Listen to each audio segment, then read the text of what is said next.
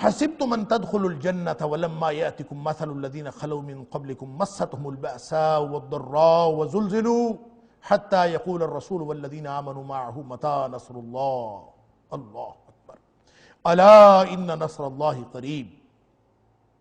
کیا تم نے یہ گمان کر لیا ہے ان تدخلوا الجنہ کہ تم جنت میں ایسے ہی داخل ہو جاؤ گے، ولما یاتکم مثل الذین خلوا من قبلکم، حالانکہ نہیں آیا ابھی تک تم پر مثل الذین، اس طرح کی کوئی حالت، خلو ان لوگوں کی طرح جو گزر چکے ہیں ان کی طرح کے حالات تمہارے اوپر بھی نہیں آئے، من قبلکم جو تم سے پہلے گزر گئے۔ کیا حالات تھے؟ مستہم البأساء، ان کو بھوک، سختی اور جنگ نے ان کو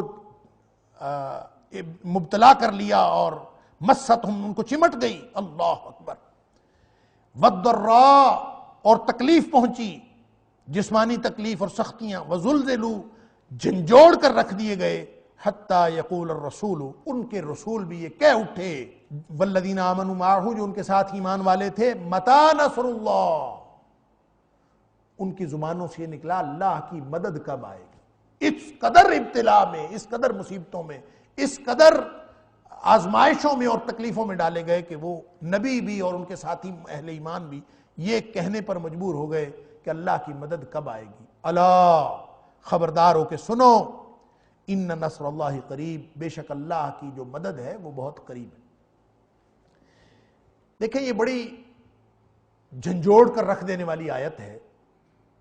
ہم ایک نماز پڑھ لیتے ہیں، کبھی رمضان کے روزے رکھ لیتے ہیں تو ہم سمجھتے ہیں جنتی ہو گئے، اور بڑے خوش ہوتے ہیں کہ ہم تو جناب بڑے نیک ہیں، ہم تو جنتی ہیں۔ اللہ تعالیٰ جنت عطا فرما دے، اس کے لیے کوئی مشکل نہیں ہے، لیکن اللہ کے رسول صلی اللہ علیہ وآلہ وسلم نے اور آپ کے ساتھیوں نے کتنی مصیبتیں جھیلی ہیں، کتنی تکلیفیں اٹھائی ہیں، کیا ہم نے اتنی تکلیفیں اٹھائی؟ اللہ اکبر۔ تو مسلمان جو مکے میں تھے وہ تو ایسی آزمائشوں کے عادی تھے، ہجرت حبشہ بھی ہوئی انہی آزمائشوں کی وجہ سے، تکلیفوں کی وجہ سے۔ بأسا کہتے ہیں مالی تنگی کو، معاشی تنگی کو، مالی سختی، مالی تنگ دستی، بھوک بھی اس کا معنی آتا ہے، سختی، مالی سختی خاص طور پر، جنگ بھی اس کا معنی۔ ضراء جو ہے وہ جسمانی تکلیف کو، یعنی جسمانی تکلیفیں بھی، مالی معاملات کی سختی بھی، تنگ دستی بھی، سارا کچھ ان کو پہنچا۔ تو نبی اکرم صلی اللہ علیہ وسلم کے ساتھیوں کو جب یہ حالات پہنچے تو مکہ سے مسلمان ہجرت کر کے حبشہ گئے، لیکن پھر بھی چین نہیں آیا، وہ تھوڑے لوگ گئے تھے، اس کے بعد بھی تکلیفیں جاری رہیں۔ ان ساری تکلیفوں کے بعد اللہ تعالیٰ نے ہجرت مدینہ کو حکم دیا، ہجرت کی، وہاں تشریف لے آئے، لیکن وہاں پہ مشرکین مکہ تھے اکیلے، مکہ میں تنگ کرنے والے، مدینہ میں آ کے ساتھ یہودی بھی شامل ہو گئے، ایک تیسرا طبقہ اور شروع ہو گیا، اور وہ تھے منافقین۔ اب یہ تینوں مسلمانوں کو تکلیفوں میں مبتلا کرتے تھے، آزمائشوں میں مبتلا کرتے تھے۔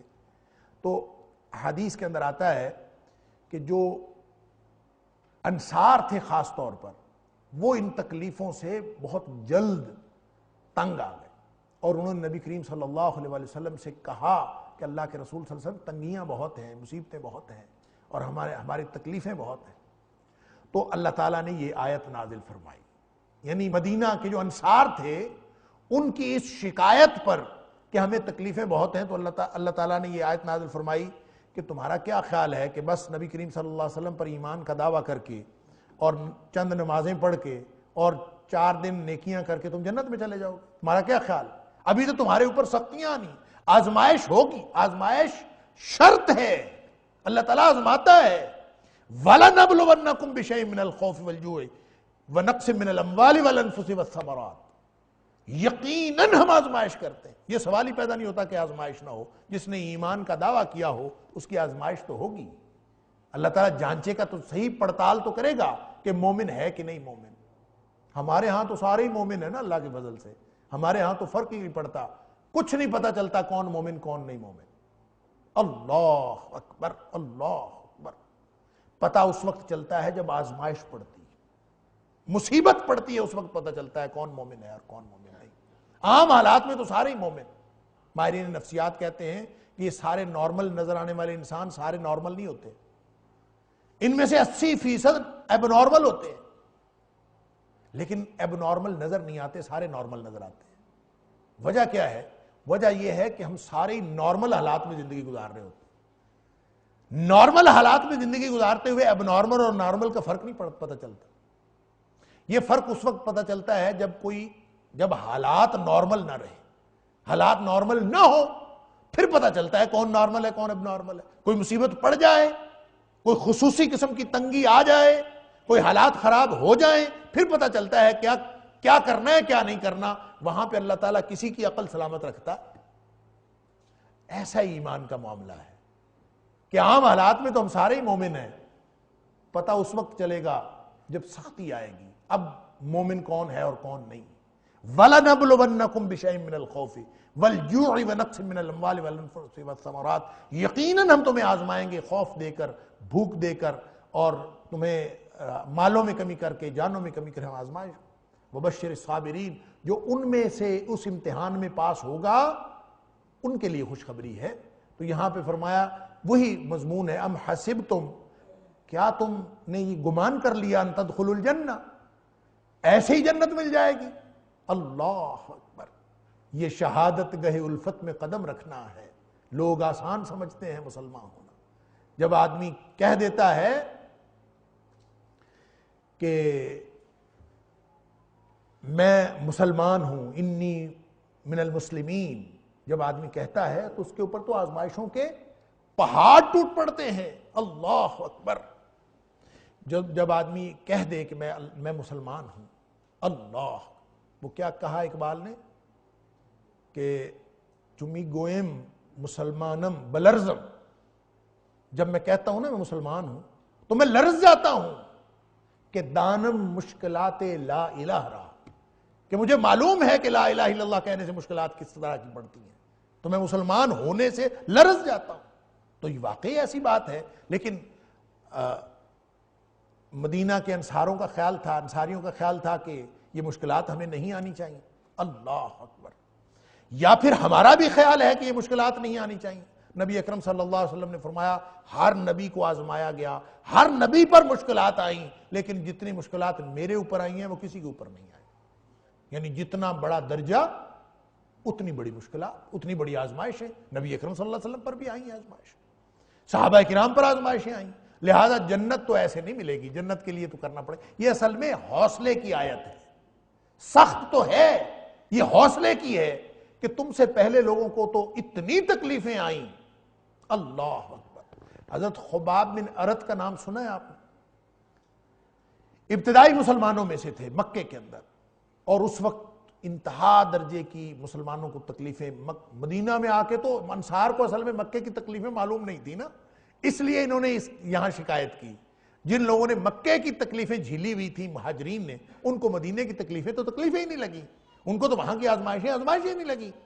تو انصار نے یہ بات کی تھی، وگرنہ یہ بخاری شریف کے اندر روایت ہے، نبی اکرم صلی اللہ علیہ وسلم نے فرمایا، خباب بن ارت روایت کرتے ہیں کہ ہم نے نبی کریم صلی اللہ علیہ وسلم سے کہا، حالات اتنے تنگ ہو گئے کہ ہم نے کہا کہ اللہ کے رسول صلی اللہ علیہ وسلم آپ ہمارے لیے مدد کی دعا کیوں نہیں مانگتے؟ کیوں ہمارے لیے الا تدعو لنا الا تستنصروا لنا، ہمارے لیے مدد کی درخواست کیوں نہیں کرتے اللہ سے؟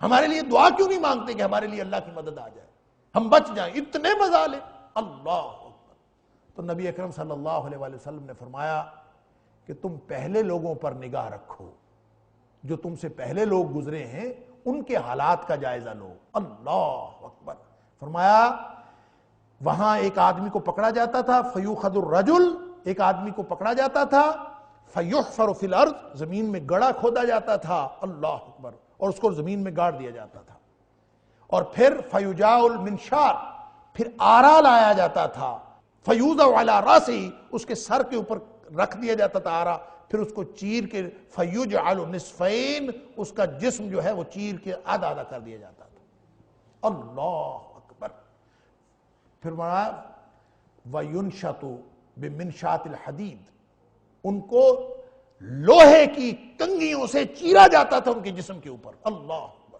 ان کا گوشت پوست، ان کی ہڈیاں الگ الگ ہو جاتی تھی۔ لیکن یہ بات بھی ان کو دین سے برگشتہ نہیں کر سکی، دین سے ہٹا نہیں سکی۔ تو تم نے کیا ان چھوٹی چھوٹی پریشانیوں سے تم نے بے صبری کا مظاہرہ کرنا شروع کر دیا ہے؟ کوئی بات نہیں۔ نبی کریم صلی اللہ علیہ وسلم نے فرمایا، خباب بن ارت رضی اللہ تعالیٰ عنہ اس روایت میں آپ نے فرمایا پریشان ہونے کی کوئی بات نہیں، ان قریب اللہ تعالیٰ اپنا یہ معاملہ مکمل کرے گا۔ لَيُتَمَّنَّ اللَّهُ، اللہ یہ مکمل امرہ، اللہ تعالیٰ اپنا یہ معاملہ مکمل کر کے رہے گا۔ نبی کریم صلی اللہ علیہ وسلم نے فرمایا، اور آپ نے فرمایا یہ معاملہ مکمل کیا ہوگا؟ حالات ایسے ہو جائیں گے کہ ایک راکب جو ہے، تم دیکھو گے کہ ایک سوار صنعاء سے چلے گا، حضر موت تک سفر کرے گا، فَلَا يُخَافُ أَحَدًا إِلَّا اللَّهُ، اس کو اللہ کے علاوہ کسی کا خوف نہیں ہو۔ یعنی تمہارے اوپر یہ حالات آ جائیں گے کہ یہ خوف سارے ختم ہو جائیں گے۔ یہ ساتھ خوشخبری دلائی، اور اصل میں نبی کریم صلی اللہ علیہ وسلم کا فرمان یہ تھا وَلَكِنَّكُمْ تَسْتَعْجِلُونَ، جلدی نہ مچایا کرو، وَلَكِنَّكُمْ تَسْتَعْجِلُونَ، تم جلدی مچاتے ہو۔ تو یہی اصل میں اللہ کریم فرماتے ہیں کہ تمہیں یہ جلدی مچانے کی ضرورت نہیں ہے، اب ایمان کا دعویٰ کیا ہے، اب اسلام کا اظہار کیا ہے، تو اب اس کی آزمائش تو ہوگی۔ لہٰذا پہلے لوگوں کے اوپر جو سختیاں آئیں اور جو تنگیاں آئیں، ان کے رسول بھی کہہ اٹھے متی نصر اللہ، اللہ کی مدد کب آئے گی، مومنین بھی کہہ اٹھے۔ اس کا مطلب یہ نہیں ہے کہ یہ شکوہ کیا انہوں نے، یہ اللہ سے شکوہ نہیں کیا نبیوں نے۔ ذہن میں یہ خیال آتا ہے کہ شاید انہوں نے شکوہ کیا متی نصر اللہ، اللہ کی مدد کدھر گئی، ایسا نہیں کیا، بلکہ وہ اللہ سے دعا کے انداز میں کرتے تھے کہ اللہ مدد آ جائے، اور اللہ کی مدد آتی ہے۔ جیسا کہ غزوہ احزاب کا ذکر ہے سورہ احزاب کے اندر، پتہ ہے اس میں الفاظ کیا ہیں؟ اللہ اکبر، اس میں الفاظ یہ ہیں اذ جاؤکم من فوقکم ومن اسفل منکم واذ زاغت الابصار وبلغت القلوب الحناجر وتظنون باللہ الظنونا، اتنی سختی تمہارے اوپر آئی، اتنے حالات خراب ہوئے، اللہ اکبر، کہ وہ کبھی وہ تمہارے اوپر سے بھی آ گئے، تمہارے نیچے سے بھی آ گئے۔ یہ اوپر سے نیچے سے آنے کا مطلب پتہ ہے کیا ہے؟ کہ صحابہ کرام نبی اکرم صلی اللہ علیہ وآلہ وسلم خندق کے اس پار موجود تھے اور خندق کے اس پار دشمنان موجود تھے۔ پیچھے مدینے کی بستی تھی، مدینے کی بستی سے پیچھے یہودیوں کی بستیاں تھیں، تو مدینے کے اندر صرف بچے اور عورتیں تھیں۔ صرف حضرت حسان رضی اللہ تعالیٰ عنہ کو نبی اکرم صلی اللہ علیہ وسلم نے وہاں چھوڑا تھا، اس سے پیچھے یہودی تھے، اور یہودیوں نے اعلان کر دیا بدعہدی کا عین جنگ کے دوران۔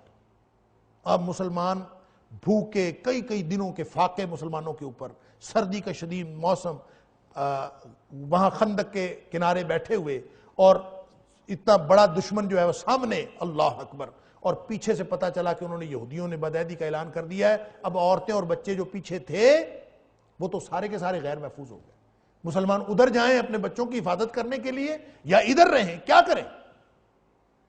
تو صحابہ کرام کہتے ہیں کہ ہم جب بھی کوئی مسئلہ، یہ وہ سچویشن ہے جو اللہ تعالیٰ فرماتے ہیں جاؤکم من فوقکم ومن اسفل منکم، ادھر سے بھی تمہارے دشمن، ادھر سے بھی دشمن، اب جاؤ کدھر؟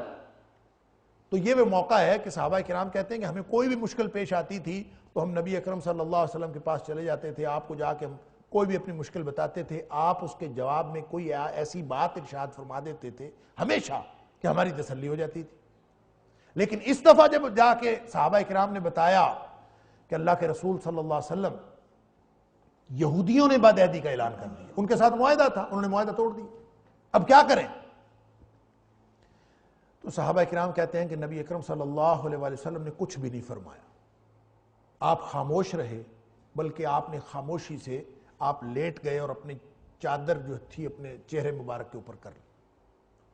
یہ وہ موقع ہے کہ صحابہ کرام کہتے ہیں کہ ہم نے سمجھا کہ انتہائی خطرناک معاملہ ہے، انتہا ہو گئی کہ اب نبی اکرم صلی اللہ علیہ وسلم نے بھی ہمیں کچھ نہیں فرمایا۔